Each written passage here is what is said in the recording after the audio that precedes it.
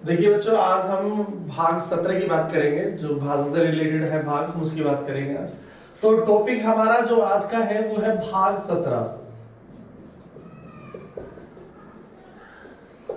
संविधान में भाग टोटल, जो मूल संविधान था उसमें 22 थे। जो आज वर्तमान में हम संविधान पढ़ रहे हैं उसमें 25 भाग हैं।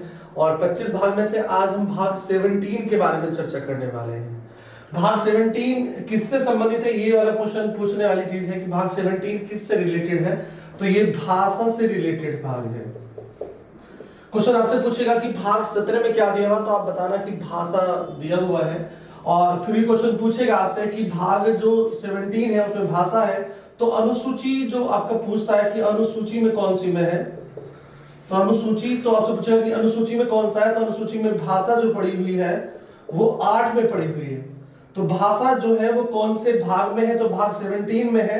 और फिर पूछेगा कि कौन सी अनुसूची में भाषा पड़ी हुई है, तो 8 अनुसूची पड़ी है। 8वीं अनुसूची में भाग जो है वो भाग 17 का वर्णन किया गया है। देखिए भाग 17 जो आपका है टॉपिक, भाग 17 को अनुसूची 17 अनुसूची 8 कैसे याद करना है, तो 1 + 7 = 8 हो जाता है। यानी कि हमारे पास 17 भी है ऑलरेडी और हमारे पास 8 भी है। तो 17 को हमने जब तोड़ा, उसे 1 + 7 करा तो 8 बन जाता है। तो आपसे पहले क्वेश्चन पूछेगा कि भाग 17 में क्या है, तो आप बताना भाषा है। और पूछेगा कि अनुसूची 8 में क्या है, तो अब बताना कि अनुसूची 8 में भी भाषा है। और 8 को निकालने का तरीका सिंपल है, 1 + 7 = 8। इससे हमारा निकल जाएगा। ठीक है, तो हमने क्या पढ़ा, भाग 17 में भाषा है। और क्वेश्चन ये पूछ लेता है कि भाग 17 में कौन सा अनुच्छेद है, अनुच्छेद ही पूछ लेते हैं कभी कभी। तो अनुच्छेद यहां से 343 से शुरू होते हैं और 351 तक खत्म हो जाते हैं। तो कुल मिला के हमें जो पढ़ना है वो दो चीजें पढ़नी है। एक तो भाषा संबंधित जो फैक्ट्स होते हैं वो पढ़ने हैं हमें, और फिर हमें पढ़ना है कि जो अनुच्छेद है 343 से 351 तक के अनुच्छेद है वो हमें दूसरे लेक्चर में पढ़ने हैं। कुल मिला के हमें भाषा के 2 लेक्चर पढ़ने हैं। एक लेक्चर जो भाषा का होगा वो एक जनरल मतलब कह सकते हैं कि जनरल बैच होगा, और जो दूसरा जो जनरल लेक्चर होगा, और जो दूसरा लेक्चर होगा वो हमारा आर्टिकल्स का होगा। जो अनुच्छेद आर्टिकल्स होंगे, जो भाग के अनुच्छेद के आर्टिकल्स हैं, वो भाषा के आर्टिकल्स हैं, वो हमें पढ़ने पड़ेंगे। तो ये हमारे लिए लेक्चर 1 बन जाएगा यहां से, और लेक्चर 2 बन जाएगा हमारे लिए। तो हमने 2 ही 3 बातें सीखी है कि भाषा कौन से भाग में है, तो भाषा 17 भाग में है। फिर हमने सीखा कि अनुसूची कौन से अनुसूची में भाषा पड़ी हुई है, तो 8वीं अनुसूची में पड़ी हुई है। फिर हमने पूछा कि भाग 17 में कितने आर्टिकल्स हैं, तो 343 से लेकर 351 आर्टिकल्स हैं, और इसका अलग से वर्णन किया जाएगा, इसका अलग से एक लेक्चर बनाया जाएगा आर्टिकल्स का, क्योंकि वो बहुत इंपॉर्टेंट टॉपिक है और इसके लिए अलग से लेक्चर बनाना जरूरी है हमारे लिए। तो पहले हम ये इसकी बेसिक बातें पढ़ लेते हैं, उसके बाद ये जो आर्टिकल्स वाला लेक्चर है वो अलग से हो जाएगा। चलिए स्टार्ट करते हैं आज का टॉपिक हमारा भाषा। ये भाषा के बारे में थोड़ी सी बेसिक सी चीजें थी जो पता होनी चाहिए आपको। देखिए जब हमारा संविधान आया, जब हमारा संविधान बनाया गया, तो कहीं ना कहीं जो संविधान हमारा बनाया गया था, जो संविधान तैयार किया गया था, ये भारतीय संविधान जो तैयार किया गया था, तो भारतीय संविधान जो था, भारतीय संविधान में टोटल क्वेश्चन पूछ लेता है कि भारतीय संविधान में टोटल भाषा कितनी थी। तो भाषा जो थी उस समय 14 भाषाएं थी टोटल। जो मूल संविधान था उसमें 14 भाषाएं थी, और बाद में और भाषा इसमें ऐड कर दी गई, बहुत सारी भाषा इसमें ऐड कर दी गई थी। तो भाषा कौन कौन सी ऐड की गई थी वो भी बात करेंगे हम लोग। तो कितनी भाषा ऐड हुई है, तो टोटल 8 भाषाएं ऐड हुई है। तो 8 किस प्रकार से हुई है और उसके बारे में हम बताएंगे कि 8 भाषाएं किस तरह से जोड़ी गई थी। और टोटल वर्तमान में 22 भाषाएं हैं जो भारत के मूल संविधान में पड़ी हुई है। तो क्वेश्चन पहला बना कि भारत के मूल संविधान में कितनी भाषाएं थी, तो 14 भाषाएं थी। बाद में कितनी जोड़ी गई, बाद में 8 भाषा जोड़ी गई। कैसे जोड़ी गई, सबसे पहले 1 भाषा जोड़ी गई, उसके बाद 3 भाषा जोड़ी गई, उसके बाद 4 भाषाएं जोड़ी गई, और कुल मिला के 8 भाषाएं हमारे पास जोड़ी गई थी। और अगर हम 14 में 8 मिला देते हैं तो 14 8 कितना हो जाता है, तो 22 भाषाएं हुए। तो आज हमारे संविधान में पूछता है क्वेश्चंस कि आज हमारे संविधान में कितनी संवैधानिक भाषाएं हैं। तो आप बताना कि मूल संविधान में 14 भाषाएं थी जो संवैधानिक भाषाएं थी, और वर्तमान में हमारे पास 22 संवैधानिक भाषाएं हैं। यानी कि 22 संवैधानिक भाषाएं हैं जिसे हमें आज पढ़ना है। तो 22 संवैधानिक भाषाएं हैं जिनका हमें आज वर्णन करना है। तो 22 संवैधानिक भाषाओं में अब क्वेश्चन आता है कि पहले जो जोड़ी गई भाषा है कौन कौन सी है। तो पहले जो भाषाएं जोड़ रखी है हमें उनके बारे में पता करना पड़ेगा। तो उनके बारे में स्टार्टिंग करते हैं। तो हमने कहा शुरू में पहले 1 भाषा जोड़ेगी, उसके बाद हमने कहा कि 3 भाषा जोड़ेंगे, हमने कहा कि फिर 4 भाषा जोड़ेंगे। कुल मिलाकर हमारे पास कितनी भाषा जोड़ी गई? कुल मिलाकर हमारे पास 8 भाषा जोड़ी गई हैं। तो 8 भाषा कैसे कैसे जोड़ी गई तो उनके बारे में हम बात कर लेते हैं। देखिए, जो पहली भाषा जोड़ी गई थी सब जानते हैं, उसका हमें ऐसे याद करने में थोड़ा भूल जाते हैं कभी कभी, तो फंडे से आप इस्तेमाल कर सकते हैं। तो यहां पे मैंने कहा सैलरी कमाना, सैलरी कमाना, कमाना किससे कमाना? बूढ़े, बूढ़े SDM से। तो हमारी जो भाषाएं हैं वो जो 8 भाषाएं जोड़ी गई हैं वो यहां से निकल जाएंगी, सैलरी कमाना बूढ़े SDM से। यानी कि हमारी जो पहली भाषा जोड़ी गई सैलरी से बना सिंधी भाषा बनी हमारी। हमारी कौन सी भाषा बनी? सिंधी भाषा। ये भारत की 15वीं, 14 तो हमारे मूल संविधान में थी और हमने एक एक्स्ट्रा और जोड़ लिया, तो हमारे पास कौन सी होगी? 15वीं भाषा जो जोड़ी गई थी वो सिंधी भाषा जोड़ी गई थी। उसके बाद हमने 3 भाषा जोड़ी है, तो कौन कौन सी 3 भाषा जोड़ी है उनको भी देख लीजिएगा आप। तो सबसे पहले क्या पे आते हैं? माँ पे आते हैं और ना पे आते हैं। तो कैसे हमने कौन सी भाषा जोड़ी? कोंकणी भाषा। अब क्वेश्चन आता है कि कोंकणी भाषा कौन से राज्य की में बोली जाती है? तो ये गोवा में बोली जाती है। ये गोवा की लैंग्वेज है जो यहाँ बोली जाती है, कोंकणी लैंग्वेज। तो कोंकणी लैंग्वेज जो है वो 3 भाषाओं के साथ जोड़ी गई थी। उसके बाद मैं से मणिपुरी है, मणिपुरी मणिपुर की है तो मणिपुरी भाषा ये भी जोड़ी गई थी। उसके बाद आता है ना से नेपाली, तो नेपाली भाषा भी जोड़ी गई है। तो कुल मिलाके एक साथ 3 भाषा जोड़ी गई हैं। सबसे पहले हमने सैलरी से निकाली सिंधी भाषा, उसके बाद कमाने से निकाला कोंकणी भाषा, मणिपुरी भाषा एंड द नेपाली भाषा। ये 3 भाषा एक साथ जोड़ी थी हमने। उसके बाद 4 भाषा एक साथ जोड़ी गई है, तो बूढ़ा या बूढ़े SDM से काट दो, से की कोई वैल्यू नहीं है। तो बूढ़े एम से बनी है बोडो, ये बोडो लैंग्वेज है जो असम में बोली जाती है। उसके बाद संथाली है, संथाली भाषा बोली जाती है। उसके बाद डोगरी बोली जाती है और उसके बाद आती है मैथिली। तो कुल मिलाके एक साथ 4 भाषा जोड़ी जाती है, फिर एक साथ 3 भाषा जोड़ी जाती है, फिर एक सिंगल भाषा जोड़ी जाती है। तो कुल मिलाके 8 भाषाएं जोड़ी है। जो भारतीय संविधान में जो मूल संविधान था 14 भाषाएं थी, 8 और जोड़ दी गई, तो कुल मिलाके 22 भाषाएं हम लोगों की आज संवैधानिक भाषाएं हैं। तो जोड़ी कैसे गई थी पता लगे कैसे? पहले यहां से आप फंडा याद कीजिएगा, सैलरी कमाना बूढ़े SDM से। तो यानी कि सैलरी से सिंधी भाषा, कैसे बनी कोंकणी भाषा, मैं से मणिपुरी भाषा, न से नेपाली भाषा और बूढ़े से बनी है बोडो। ये बोडो लैंग्वेज कहां की? असम की है, बोडोलैंड की, वहां असम सेक्शन चलती रहती है तो वहीं से है। उसके बाद संथाली लैंग्वेज झारखंड की है। उसके बाद डोगरी जो भाषा है वो जम्मू कश्मीर राज्य की है और मैथिली जो भाषा है वो छत्तीसगढ़ राज्य की है। तो कहीं ना कहीं ये जो 4 भाषाएं हैं, ये 3 भाषा और ये 1 भाषा कब कब जोड़ी गई है इसके बारे में पता होना चाहिए। तो वो बताते हैं कब कब जोड़ी गई थी ये भाषाएं। टोटल 22 संवैधानिक भाषाएं हैं, आपको लगातार दिमाग में चीजें रखनी है। तो ये पहली भाषा कब जोड़ी गई थी? तो ये 21वां संविधान संशोधन अधिनियम हुआ था इसके लिए, और ये कब हुआ था? तो 1967 में हुआ था। उस समय देश की प्रधानमंत्री कौन थी? तो वो इंदिरा गांधी थी। तो आपसे पूछेगा पेपर में ये पूछेगा कि जो हमारी 15वीं संवैधानिक भाषा बनी उसका नाम क्या था? तो सिंधी भाषा है। ये जम्मू कश्मीर प्रांत में बोली जाती थी पहले। तो ये भारत की जो है 15वीं लैंग्वेज बनती है, 15th लैंग्वेज बनती है भारत की, जो स्टार्टिंग होती है। और ये किस संविधान संशोधन द्वारा भारतीय संविधान में जोड़ी गई थी और 1967 द्वारा। उसके बाद 3 भाषाएं फिर एक साथ जोड़ी गई थी। इसके लिए कौन सा संविधान संशोधन हुआ था?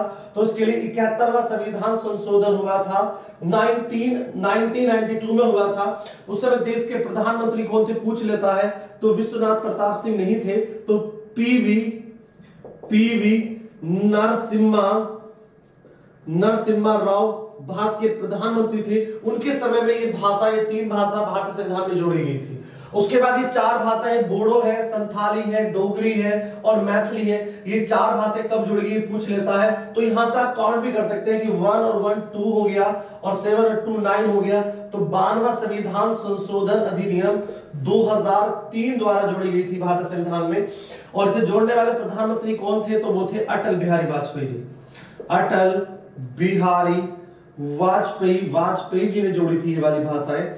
तो कुल मिलाके हमारे 3 प्रधानमंत्री भी हैं। क्वेश्चन पूछेगा आपसे कि निम्न में से कौन से प्रधानमंत्री ने भारतीय संविधान में संवैधानिक भाषाओं को जोड़ने में योगदान नहीं दिया था? तो अगर तीनों ऑप्शन इंदिरा गांधी भी है, ऑप्शन में पीवी नरसिम्हा राव जी भी है और अटल बिहारी वाजपेयी जी भी है, तो भैया फिर जो बाकी जो ऑप्शन बचेगा चौथा वही ऑप्शन टिक हो जाएगा। लेकिन पूछ लेते हैं, इनका आपको हमेशा ध्यान रखना है वाली बात का कि सबसे पहले सिंधी भाषा जोड़ी गई, उसके बाद फिर 3 लैंग्वेज के साथ जोड़ी, कोंकणी जोड़ी गई, मणिपुरी जोड़ी गई, नेपाली जोड़ी गई, उसके बाद एक साथ 4 जोड़ी गई, बोडो जोड़ी गई, संथाली जोड़ी गई, डोगरी जोड़ी गई और मैथिली जोड़ी गई।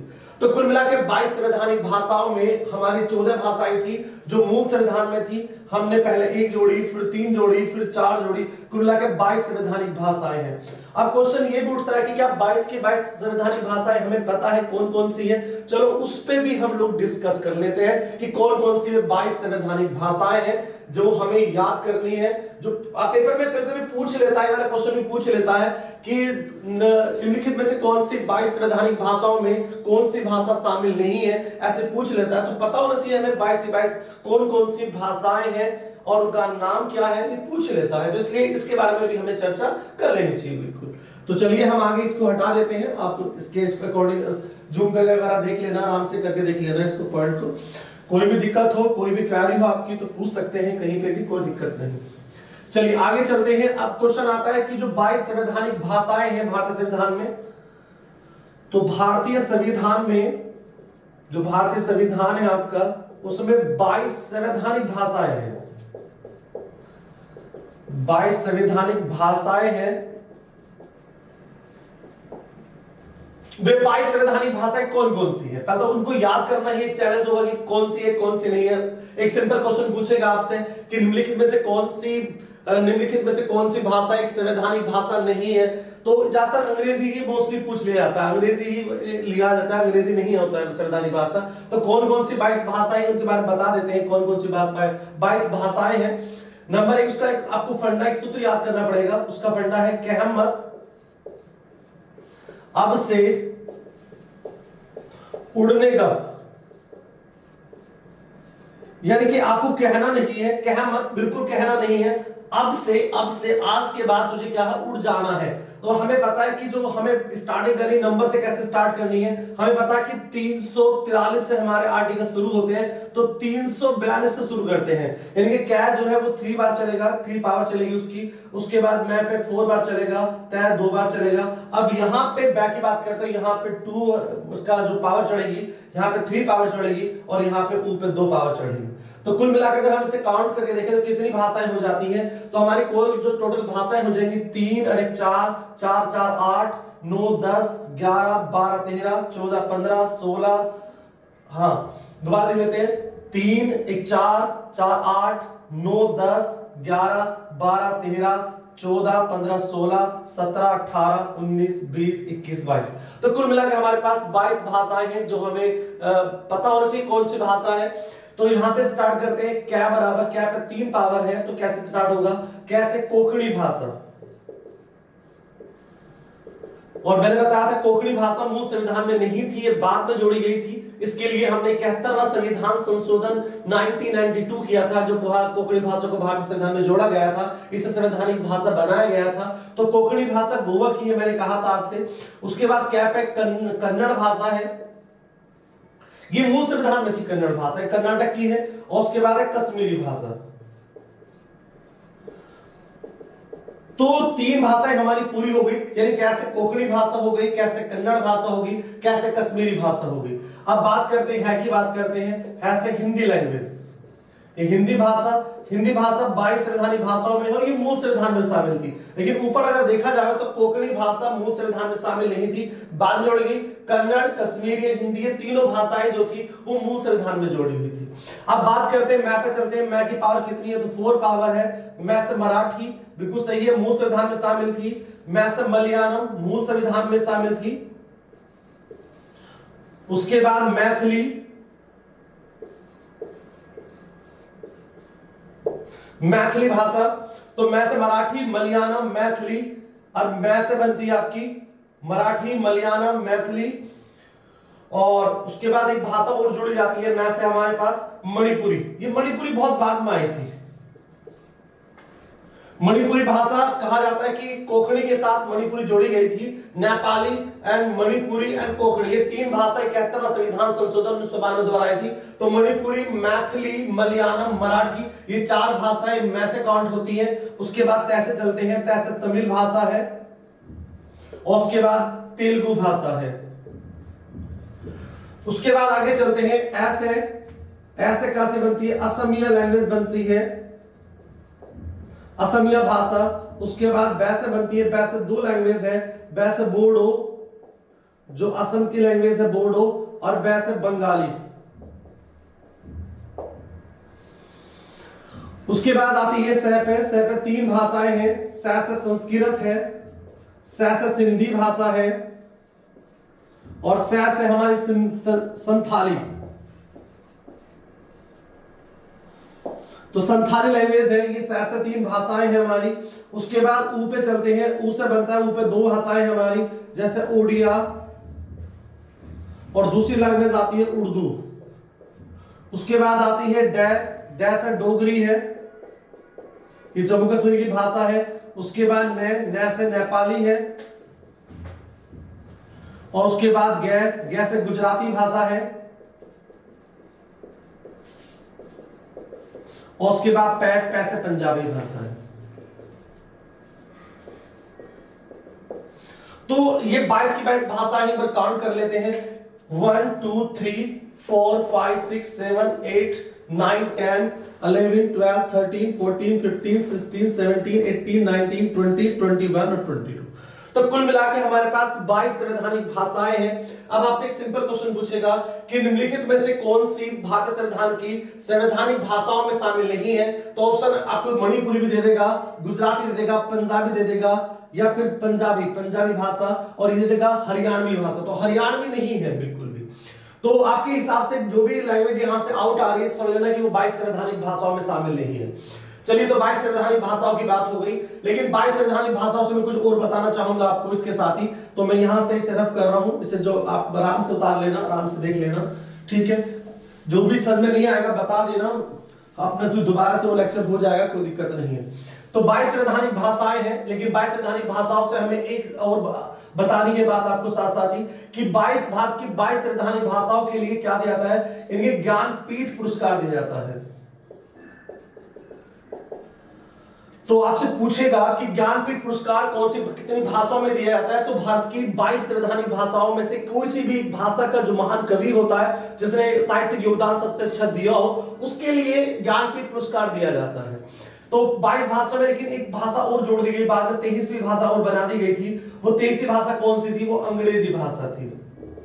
अंग्रेजी भाषा को 2015 में यानी कि ज्ञानपीठ पुरस्कार के लिए जो है कहा कि भाई कोई भी अंग्रेजी राइटर है, साहित्यकार जिसने अंग्रेजी साहित्य में बहुत बड़ा योगदान दिया हो, उनकी कृतियां बहुत फेमस रही, उनकी रचनाएं बहुत फेमस रही हो, तो अंग्रेजी भाषा वाले कवि को भी ज्ञानपीठ पुरस्कार दिया जाएगा। 2015 में ये बात डिक्लेयर की गई थी। लेकिन देखिए वक्त भी बहुत नजदीक आ गया, जल्दी से वक्त भी नजदीक आ, और 2018 में और 54वां ज्ञानपीठ पुरस्कार, यानी कि 2018 में 54वां ज्ञानपीठ पुरस्कार जो था वो पहला अंग्रेजी राइटर था, पहला अंग्रेजी लेखक था, उसका नाम था अमिताभ घोष।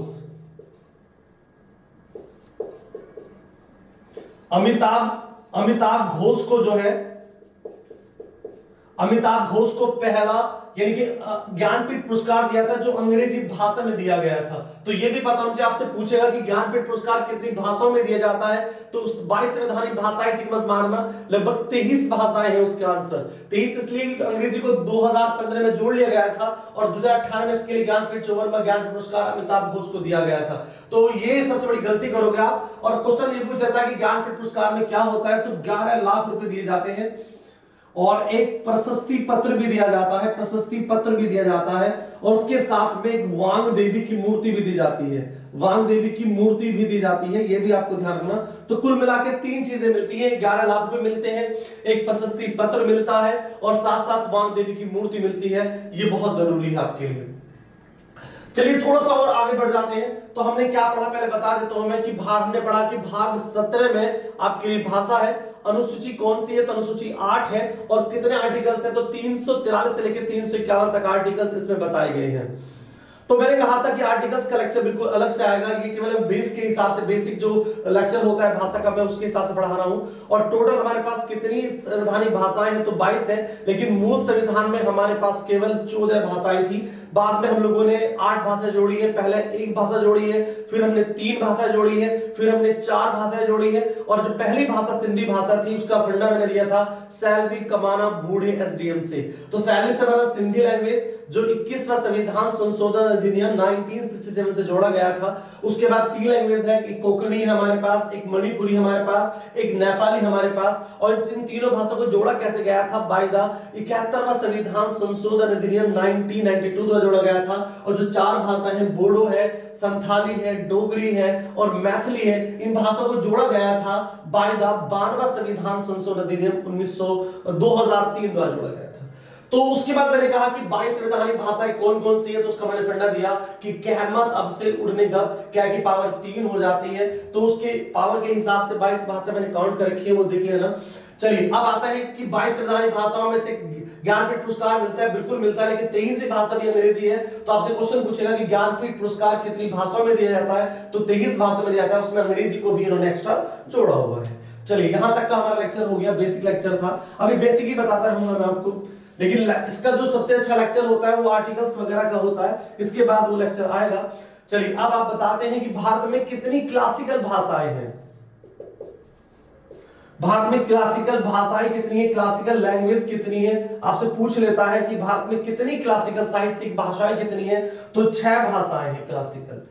यानी क्लासिकल भाषा का मतलब ये होता है कि कोई पुरानी जो लैंग्वेज है बहुत पुराने काल से चलती आ रही है और आज भी उसको बहुत ज्यादा इतना ही पसंद किया जाता है जितना पहले पसंद किया जाता था, और फ्यूचर में भी वो इससे ज्यादा पसंद की जाएगी भाषाएं। ठीक है, पढ़ी भी जाएंगे और पसंद भी की जाएंगी। चलिए आप बात करते हैं कि वे 6 भाषाएं कौन कौन सी है, उनके बारे में बात कर लेते हैं। 6 भाषाएं कौन कौन सी है, तो सबसे पहले आता है केरल। केरल में जो कौन सी भाषा है, तो केरल में सब जानते हैं मलयालम। तो केरल की मलयालम भाषा की क्लासिकल लैंग्वेज है।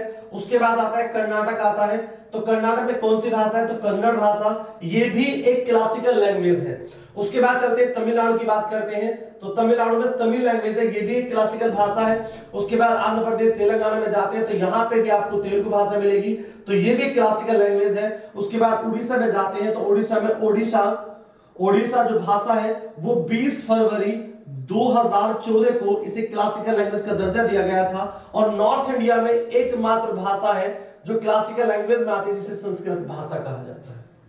तो कुल मिलाकर हमारे पास 6 क्लासिकल भाषाएं हैं। तो आपसे पूछेगा कि सबसे लास्ट में कौन सी क्लासिकल भाषा जोड़ी गई थी, तो वो ओडिशा भाषा थी। वो ओडिशा भाषा थी जो सबसे लास्ट में जोड़ी गई थी। और ये तेलुगु है, तमिल है, मलयालम है, कन्नड़ है और संस्कृत है। तो संस्कृत भाषा सबसे कहा जाता है कि सबसे प्राचीन भाषा में जो माना जाता है। संस्कृत भाषा से बाद में कहा जाता है संस्कृत भाषा से और भाषाओं का जन्म हुआ है। तो सबसे पहले संस्कृत भाषा से कौन सी भाषा बनती है, तो सबसे पहले बनती है प्राकृत भाषा। कहा जाता है कि जो प्राकृत भाषा है वो जैन धर्म की भाषा है आपकी। उसके बाद चलती है पाली लैंग्वेज, पाली भाषा जो बौद्ध धर्म की लैंग्वेज है वो पाली भाषा बनती है। उसके बाद ब्रज भाषा बनती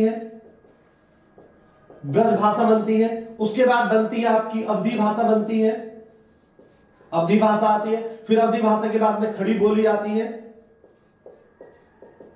और खड़ी बोली के बाद में सबसे ज्यादा लास्ट में हिंदी आती है। कहा जाता है कि संस्कृत प्राचीन वेदों से चलती आ रही है, प्राकृत भाषा जो है वो जैन धर्म की भाषा है, और पाली भाषा वो बौद्ध धर्म की लैंग्वेज है। ब्रज भाषा भी बीच में आती है। इन दोनों का एक बिगड़ा हुआ रूप भी भाषा का आता है, अपभ्रंश के नाम से बोला जाता है। अवधी का सबसे बढ़िया जो कवि है माना जाता है रामचरितमानस लिखी थी जिन्होंने, वो तुलसीदास जी थे, वो अवधी भाषा में लिखी थी। वो पूछता कि कौन सी भाषा में, तो अवधी लैंग्वेज में। और खड़ी बोली के सबसे अच्छे जो राइटर थे, लेखक थे, उनका नाम था एमबीडी के दरबार में रहा करते थे, यानी कि मोहम्मद बिन तुगलक के दरबार में रहा करते थे, उनका नाम था अमीर खुसरो। खड़ी बोली के महान कवि थे। और लास्ट में हिंदी भाषा थी। कुल मिलाकर संस्कृत का सफर जो खत्म होता है वो हिंदी पे आके खत्म हो जाता है। तो कुल मिलाकर हमारे यहाँ पे 6 क्लासिकल लैंग्वेज है, और संस्कृत भाषा जो है हमारी वो काफी जितनी भी भाषाएं बनी है उनमें से उनका क्रिएशंस माना जाता है। चलिए आगे चलते हैं। अभी थोड़ा सा और पॉइंट रह गया हमारा 5-10 मिनट का एक पॉइंट जो बेसिक क्लास हमारी, उसके बाद हम आगे चलेंगे अपने आर्टिकल्स पे चलेंगे जो सेकंड लेक्चर भाषा का बनेगा वो ही अच्छा है। तो बेसिक क्वेश्चन है, यहां से तो बेसिक आते हैं। फिर अब क्वेश्चन पूछेगा कि भारत में अब तक टोटल कितनी भाषाएं बोली जाती, कितनी भाषाएं बोली जाती है, भाषाएं बोली जाती है। तो भारत में लगभग कितनी भाषाएं बोली जाती है? भारत में लगभग 700 भाषाओं के आसपास बोली जाती है। भारत में टोटल 700 भाषाएं बोली जाती है। 700 भाषा में सबसे ज्यादा कौन सी बोली जाती है ये भी पूछ लेता है। तो सबसे पहले सबसे ज्यादा भाषा हिंदी बोली जाती है, हिंदी बोलने के सबसे ज्यादा लोग हैं इंडिया में। उसके बाद बंगाली भाषा बोली जाती है, बंगाली के बाद फिर मराठी बोली जाती है, मराठी के बाद फिर आपकी तेलुगु बोली जाती है, तेलुगु के बाद आपकी फिर तमिल बोली जाती है, तमिल के बाद फिर आपकी गुजराती बोली जाती है, और गुजराती के बाद फिर आपकी उर्दू भाषा बोली जाती है। मतलब काफी लंबा सफर रहेगा इसका, लेकिन आपको बस शुरू के 4 ही याद करने हैं, यानी कि हिंदी भाषा, बंगाली भाषा, मराठी भाषा एंड तेलुगु भाषा। शुरू के 4 में से ही क्वेश्चन पूछ लेता है कि भारत में सबसे ज्यादा कौन सी भाषा बोली जाती है, तो हिंदी बोली जाती है। पूछेगा, फिर क्वेश्चन ये भी पूछ सकता है कि हिंदी के बाद कौन सी भाषा भारत में सबसे ज्यादा बोली जाती है, तो आप बंगाली टिक मारना। अगर ये पूछेगा कि बंगाली के बाद कौन सी बोली जाती है, तो फिर मराठी लिखना। अब क्वेश्चन आता है कि विश्व में टोटल कितनी भाषाएं बोली जाती हैं, ऐसे पूछेगा आपसे। तो लगभग 6000 से लेके 7000 भाषाएं बोली जाती है पूरी दुनिया में। लेकिन सबसे ज्यादा कौन सी भाषा बोलने वाले लोग हैं, तो वो है आपकी मंदरिन। मंदरिन भाषा सबसे ज्यादा बोली जाती है, चीन की भाषा है। उसके बाद स्पेनिश बोली जाती है, और स्पेनिश के बाद कौन सी भाषा बोली जाती है, फिर वो इंग्लिश भाषा बोली जाती है, और इंग्लिश भाषा के बाद चौथे नंबर पर वो हिंदी भाषा बोली जाती है। तो कुल मिलाके 4 भाषाएं दुनिया में सबसे ज्यादा बोली जाती हैं, बोले जाने वाले लोग हैं। एक मंदरिन सबसे ज्यादा बोली जाती है, उसके बाद दूसरी भाषा स्पेनिश बोली जाती है, फिर इंग्लिश बोली जाती है, और फिर हिंदी बोली जाती है। अब क्वेश्चन यहां से तो हमारा बेसिक क्वेश्चन चल ही रहे हैं, अब आगे चलते रहेंगे इस तरह से क्वेश्चन, बेसिक क्वेश्चन। अब फिर क्वेश्चन ये पूछा कि वर्ल्ड की पहली लिखित भाषा कौन सी है, लिखित और ज्ञात भाषा कौन सी है? तो विश्व की पहली ज्ञात एवं लिखित भाषा कौन सी है? तो सब जानते हैं उसे सुमेरियन भाषा है। सुमेरियन भाषा कहां की है? तो वो मिस्र की भाषा है, इजिप्ट बोलते हैं इसे इंग्लिश में, इजिप्ट, EGYPT, इजिप्ट कहा जाता है। तो क्वेश्चन पूछेगा कि विश्व की सबसे पहले ज्ञात और लिखित लैंग्वेज कौन सी है? तो सुमेरियन लैंग्वेज है, जो सबसे पहले दुनिया में ज्ञात हुई थी। इससे ज्यादा बोलने वाले लोग भी नहीं है इतने, लेकिन सबसे पहले यहीं से स्टार्ट मानी जाती है। और फिर क्वेश्चन ये आता है हमारे पास कि हाँ, राष्ट्रीय हिंदी दिवस कब मनाया जाता है? राष्ट्रीय हिंदी दिवस कब सेलिब्रेट किया जाता है? यानी कि सेलिब्रेट होता है 14 सितंबर को ये जो है मनाया जाता है। और पहली बार जब सेलिब्रेट हुआ था, कब हुआ था? तो 14 सितंबर 1949 को अपनाया गया था, जब भारत ने हिंदी भाषा को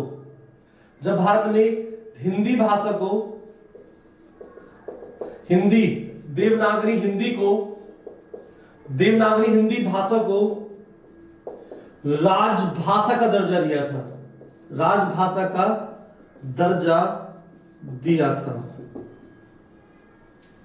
14 सितंबर 1949 को राष्ट्रीय भाषा जो हमारी है, राष्ट्रीय भाषा नहीं है, बल्कि हमारी जो हिंदी भाषा देवनागरी हिंदी है वो राजभाषा है। राजभाषा का मतलब ये होता है कि कोई भी राज्य अपनी 22 संवैधानिक भाषाओं में से कोई सी एक भाषा का इस्तेमाल अपने राज्य के भाषा के लिए कर सकता है, इसलिए इसे राज्य की भाषा कहा जाता है। राष्ट्रीय भाषा ऑफिशियल लैंग्वेज के लिए इस्तेमाल की जाती है। देवनागरी हिंदी तो है ही उसके लिए, लेकिन क्वेश्चन आता है कि देवनागरी क्या है? तो देवनागरी लिपि होती है, देवनागरी लिपि होती है। लिपि का और कहा जाता है कि लिपि क्या होती है, जिससे मैंने कहा कि लिपि होती है मैं होता है, न होता है, ओ होता है, र होता है, स होता है, प होता है, ये देवनागरी लिपि है। और लिपि को जोड़ने के बाद जब लिपि को जोड़ लिया जाता है, जैसे मान लीजिए मेरा नाम ही मनोज सर है, तो मैं मनोज लिख देता हूं, मनोज सर। तो मनोज सर यानी कि बहुत सारे अल्फाबेट्स को जोड़ने के बाद, बहुत सारे अक्षर को जोड़ने के बाद यानी कि मनोज सर बनता है। तो देवनागरी लिपि से ही हमारी हिंदी का जन्म होता है। तो देवनागरी लिपि भारतीय भाषा है। 14 सितंबर को राष्ट्रीय हिंदी दिवस मनाते हैं, और सुमेरियन भाषा सबसे ज्यादा बोली जाती है। और 14 सितंबर 1940 को पहली बार देवनागरी राष्ट्रीय हिंदी दिवस मनाया गया। राष्ट्रीय हिंदी दिवस क्वेश्चन पूछता था कि राष्ट्रीय हिंदी दिवस कब मनाया जाता है? तो राष्ट्रीय हिंदी 24 सितंबर को मनाया जाता है, पहली बार 1949 को मनाया गया था। चलिए, यहां तक का हमारा जो है वीडियो अब फिनिश होने वाला है। अब बात चली हमारी कि हिंदी भाषा का मैं थोड़ा सा और बताना चाहूंगा इसके साथ, क्योंकि बेसिक क्वेश्चंस लगे रहते हैं, तो बेसिक क्वेश्चंस मुझे इस लेक्चर में बताने थे आपको, और तभी मैं ये लेक्चर ले रहा हूं, बेसिक लेक्चर के हिसाब से ले रहा हूं मैं, ये तो सबको बेसिक पता होना चाहिए इतना। तो क्वेश्चन आता है कि हिंदी भाषा का पहला न्यूज़पेपर कौन सा था, समाचार पत्र कौन सा था। तो हिंदी भाषा का पहला समाचार पत्र पूछ लेता है कि कौन सा समाचार पत्र है, तो बताना कि सबसे पहला समाचार पत्र था उद्दंड मारदंड। उद्दंड मारदंड हिंदी भाषा का पहला समाचार पत्र है। ये 1826 में कानपुर से प्रकाशित हुआ था।